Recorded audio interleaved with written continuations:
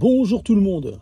Alors je suis dans la pénombre, c'est normal, on est en hiver, il est je crois 6h30 du matin, non plus que ça, 7h il me semble, on s'en fout. Cette vidéo c'est tranche de vie sur la route. Alors j'ai 30 ans de permis, j'ai eu 3 accrochages en 30 ans, et c'était tout le temps avec le camion, donc ça date de moins de 10 ans, enfin ça s'écoule sur une dizaine d'années. Et c'était avec 3 maghrébins. Alors je vous raconte le premier. J'étais sur une route. Il y a une obligation de tourner. On est sur un feu rouge. Il y a une obligation de tourner à gauche une fois qu'on est sur la voie de gauche, donc une flèche à gauche, et une autre flèche au parterre une fois qu'on est sur la voie de droite. Obligation de tourner à droite. Il n'y a plus de possibilité de changer une fois qu'on est incorporé sur ces voies. À ma droite, il y a une voiture auto-école avec un maghrébin comme professeur, enfin je sais plus comment on dit, moniteur, et à côté de lui je pense quelqu'un qui ressemblait à un Pakistanais. Bon, le jeune il y était pour rien, c'est pas de sa faute, le jeune Pakistanais il y était vraiment pour rien, lui c'est vraiment la victime de cette histoire. Toute la faute repose à l'origine sur le moniteur. Et donc je tourne à gauche moi, donc sur ma voie. Et il y a une voie de rabattement, d'abord quand on rentre, parce qu'il y a une départementale qui coupe comme ça, qui est perpendiculaire, et donc moi il y a une voie de rabattement, j'y vais gentiment comme ça, on sait jamais. Des fois que quelqu'un a perdu ses freins, j'en sais rien. Ou alors quand des fois, vous savez, des fois les feux ne fonctionnent plus, donc ils clignotent. Et à ce moment-là, c'est une priorité à droite. Mais là, c'était pas le cas, hein. Tout fonctionnait très bien et tout, donc je respecte quand même la voie de rabattement, surtout que je suis un camion, et il me faut de l'espace. Et là, en fait, je m'aperçois quoi que le moniteur, en fait, s'était mis à droite de mon camion, non pas pour tourner à droite comme il aurait dû le faire, mais en fait pour sournoisement me contourner pour me doubler par la gauche. Et moi, avec le camion, je suis obligé de regarder tout, et surtout ce que je regarde avec le camion, c'est les trottinettes, les motos, les vélos, ceux à qui je pourrais faire le plus de mal, les passants. Et croyez-moi, les passants, il se passe pas un jour sans que, à chaque fois, des passants, des piétons marchent derrière le camion. Alors j'enclenche la marche arrière, elle fait du bruit la marche arrière, on a les feux marche arrière, mais il y a des gens, ils s'en foutent, hein, ils s'en foutent complètement. C'est faut qu'ils passent quoi. Bon, je fais systématiquement attention, et après en second lieu je regarde les voitures, c'est important aussi, mais eux ils sont protégés, donc mais je fais très attention aussi, parce que j'ai pas du tout envie de ramener un constat. Et donc je me mets sur ma voie pour m'incorporer gentiment sur la truc. Je regarde à gauche et tout, voir c'est pas un fifou, si je suis pas en train de... Faut toujours faire attention, prendre large, si jamais on touche quelqu'un. Et là, paf, la voiture auto-école qui vient s'écraser sur mon camion en fait. Et donc j'arrête, j'ai roulé quoi, 50 cm, hein, j'ai entendu cric. Je regarde dans ce qu'on appelle l'antéviseur. Je regarde, je fais, mais qu'est-ce qu'il fout là, lui, avec sa voiture bleue? Qu'est-ce qu'il fout là? Mais il était à droite, il devait tourner à droite, mais pourquoi il apparaît ici, quoi? En fait, il a bombardé, et il a tellement... Je vous explique, hein. Après, moi, j'ai arrêté le camion et tout, je regarde, mais je fais d'où il arrive? Et ben, on voyait les traces de pneus, en fait, dans le virage. Il a mis la gomme, il a accéléré comme un dingue. Et il a réussi à... Et en fait, le gosse qui était au volant, le jeune Pakistanais, là, lui, il était apeuré, donc il a perdu le contrôle du véhicule. Et il est venu s'encastrer dans le véhicule. Moi, j'étais sur ma voie, en fait. Hein. J'étais sur ma voie et tout. J'ai pris des photos, des vidéos. Et ben, malgré ça, l'assurance, elle a mis tort partagé, quoi. Putain! Mais je suis sur ma voie, quoi. Je suis sur ma voie, ça se voit. J'ai pris les traces. Je montre, en fait, j'ai fait un schéma par Google, une coupe de haut, une vue de haut, et je montre par le cheminement qu'il a pris. Et j'ai pris des traces de pneus, en fait, pour montrer, en fait, que les pneus avaient été soumis, en fait. Il y avait eu un échauffement. Parce qu'il a accéléré, en fait. Il a accéléré au-delà de la vitesse même autorisée. Il a essayé de me doubler à 70 km/h, le mec. Et le jeune, il a perdu comment on appelle ça, il a eu peur, il a perdu le contrôle, comme c'était un tout jeune permis. Et après, le jeune, il m'a confié, il m'a dit, je sais pas ce qu'il m'a fait faire, quoi. Je lui dis, qu'est-ce qu'il t'a fait faire? Pourquoi t'es arrivé là comme ça? Il me fait, non, mais c'est lui qui a pris le contrôle du véhicule, il tenait le volant, et moi j'ai eu peur, quoi. Le mec il m'explique que c'était sa première heure de conduite, c'était son premier jour.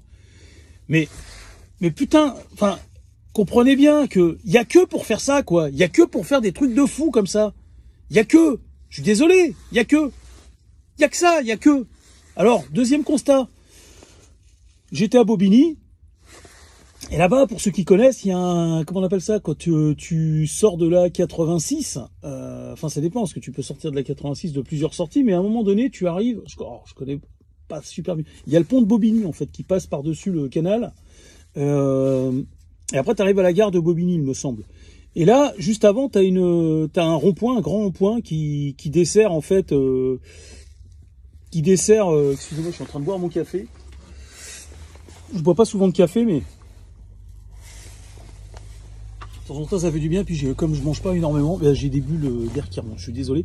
Et donc, il y a un rond-point, et il y a une voie de bus, et il y a un feu rouge pour les bus, et les, comment on appelle ça, et les automobilistes qui sont sur le côté. Donc, en général, quand c'est rouge pour les automobilistes, c'est vert pour les bus, et les bus peuvent partir. Et là, il y a un taxi parisien, apparemment il m'a dit qu'il avait raison.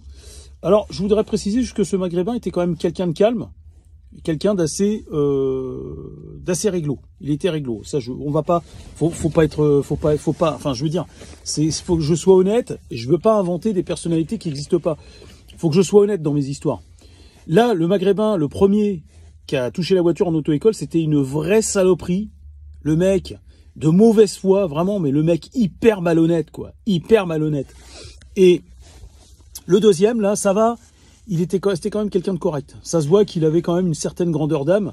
Il était correct parce qu'il m'a admis, il me fait, j'ai fait que de la merde. Il me fait, j'ai fait de la merde, il me fait, je sais pas, il me fait, tu m'as pas vu? Je lui fais, bah non, je t'ai pas vu.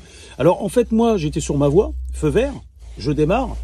Et après, il y a une voie comme ça, comment expliquer ça, avec des pointillés, qui permet, en fait, au bus de rentrer, de s'incorporer sur la voie. Et je lui dis, mais toi, t'es passé au rouge? Il me dit, non, je suis passé au vert. Je lui dis, bah ouais, mais je comprends pas, comment, ça sert à quoi qu'il y ait une voie de bus si elle passe au vert en même temps que nous, quoi? Je veux dire, c'est quoi l'intérêt? Alors, je me remets, je me décale, je regarde, j'observe le truc. Effectivement, il m'avait pas menti, les deux feux passent au vert. Pour moi, c'est une erreur de la RATP, enfin, de l'aménagement. C'est une connerie, quoi. Et là, je lui dis, ouais, mais bon, tu me dis, je t'ai pas vu, moi, je suis sur ma voie principale. La voie principale, c'est la mienne. Et moi, je vais sur le pont. Toi, t'es une voie d'incorporation. Donc, toi, vous êtes sur une voie de stationnement. Donc, une voie de stationnement n'est jamais prioritaire. Il me fait, ouais, mais j'avais feu vert. Je lui fais, bah oui, mais bon, je lui fais, tu comprends bien que là, c'est toi qui m'es rentré dedans. T'as essayé de rentrer entre le camion et les arbres, quoi. Je lui fais, regarde, tu m'as même touché vers l'arrière du véhicule. Donc, moi, quand je passe à mon niveau avec le rétroviseur, il y a personne, c'est toi qui décides d'accélérer. Il m'a admis, il me fait, oui, c'est vrai, je regrette. C'est vrai que c'était un taxi, il me fait, c'est vrai que j'ai fait de la merde. Il fait, c'est vrai. Je lui dis, ok, mais je lui fais, putain, c'est vraiment bizarre ce que t'as fait, quoi. Parce que je comprends pas, quoi. J'arrive pas à comprendre, parce que moi, ça me pénalise aux yeux de mon employeur. Et puis, j'aime pas ramener des constats, puis on perd du temps, quoi. C'est chronophage, un constat, c'est fatigant. Bon voilà, donc je rends quand même à César ce qui appartient à César, mais quand même, le côté un peu étrange du carton, quoi. Bon. Alors, troisième, j'en perds mon latin. On peut pas appeler ça un carton, parce que c'est juste des accrochages. Troisième accrochage, c'était sur l'autoroute, c'était pendant les heures de pointe le matin. Je roulais, il y avait à peine 2 mètres, parce que avec le camion, le problème c'est que vous êtes obligé de coller au cul des autres, parce que sinon tout le monde vous double en fait avec le camion. Et comme il y a une accélération qui est assez lente, en fait vous avancez pas à la fin. Si tout le monde vous double, vous avancez plus. Donc vous êtes quand même avec un camion obligé de coller. Alors ce que j'appelle coller, c'est entre 2 mètres et 2 mètres 50 du véhicule qui est en face de vous. Et ben là, une maghrébine, qu'est-ce qu'elle fait? C'était l'hiver il y a 2 ans, elle essaye de s'incorporer en fait entre les deux véhicules. Mais j'ai pas pu l'empêcher en fait. Et moi je me suis arrêté, elle est venue s'écraser sur le véhicule. Moi, je l'ai vu, hein. Je dis mais qu'est-ce qu'elle fait? Elle est con ou quoi? Elle peut pas passer là, pourquoi elle fait du forcing comme ça? Et elle est venue écraser son véhicule sur mon camion et j'étais à l'arrêt à ce moment-là, pile poil sur ma voie. Et je descends, je lui fais, qu'est-ce que vous avez fait, madame, là? Elle me fait, mais vous m'avez pas vu? Je lui fais, mais vous rigolez ou quoi? Je lui fais, c'est qui porte des lunettes? Elle portait des lunettes. Je fais, moi, j'ai 12 sur 12, à chaque œil. Je crois que c'est 12, le top du top. Et j'ai une excellente vue. Et je lui fais, par contre, vous, là, moi, j'étais à l'arrêt, hein. J'étais à l'arrêt, c'est-à-dire que mon moteur tournait, mais j'étais à l'arrêt quand vous m'êtes rentré dedans, madame. Je vous ai vu arriver, je me suis arrêté. Je dis, qu'est-ce qu'elle fait, celle-là? Vous voyez pas le véhicule qui est en face? Il avance pas. On est tous à l'arrêt. Et pourquoi vous essayez de rentrer dans, vous avez pas les notions d'espace et tout? C'est grave quand même. Et elle me fait, non, mais vous m'avez pas vu. Je lui fais, ah, mauvaise foi. Et je fais, ouais, c'est la mauvaise foi. Je fais, maintenant, on se retrouve à faire un constat. Espèce d'abruti, va. Et donc, 30 ans de permis, trois accrochages, 3 maghrébins. Je vous assure que c'est l'histoire vraie. Alors, il y a des maghrébins qui vont dire, mais non, mais t'es un mentard, tu fabules. On n'a aucune preuve que c'est vrai, mais je vous dis que c'est vrai. Écoutez, soyez pas bêtes. Moi, je peux me faire attaquer avec ces vidéos. Si je raconte des conneries dans mes vidéos, je me fais attaquer. Soyez pas bêtes. Donc, je peux le prouver, tout ça. Il y a des historiques. J'ai juste à demander l'entreprise pour qui je travaille. Je leur demande je téléphone à l'assurance et ils vont faire ils ont des preuves. Devant un tribunal, j'ai des preuves. Donc, ne me dites pas que je raconte des conneries. Tout est vrai. Je veux pas raconter. Enfin, pourquoi je m'afficherais sur YouTube en racontant des conneries. C'est des accidents bêtes. Enfin, c'est même pas des accidents en fait. C'est des accrochages bêtes, mais stupides qu'auraient pu être évités. Mais pourquoi ça arrive quoi? C'est des trucs bêtes. Et une fois, j'étais avec un Maghrébin dans un camion. On était en binôme parce que il n'y avait pas beaucoup de travail ce jour-là. Alors, quand il n'y a pas trop de travail parce qu'il y a une baisse d'activité, dans le BTP, ce que tu peux faire en tant que chauffeur, au lieu de rester sur la plateforme, soit l'employeur, il est sympa, il te laisse rentrer chez toi, et des fois, il est un peu casse-couille, il dit, oh, tu dois rester sur la plateforme et tout. Ce que tu peux faire, c'est te rendre utile et accompagner un autre chauffeur pour l'aider à élinguer, voilà. Et donc, une fois, j'étais avec un Algérien, et il y avait un pont, il y avait une interdiction de 3,5 tonnes, et nous, on était sur un 32 tonnes. Et le mec, ce fou furieux, il me dit non, en plus c'était un pont, on passait au-dessus d'une voie ferrée en fait. Imagine, on est vraiment mort parce qu'après on est électrocuté. Même si on s'en sort pas finalement. Et il me dit non, je vais passer. Je lui fais mais arrête, on est chargé à bloc et tout. Je lui fais t'es un malade. Je lui fais t'es un fou. Je lui fais non, moi je lui fais tu me laisses là, je vais passer le truc à pied. Je le passe après.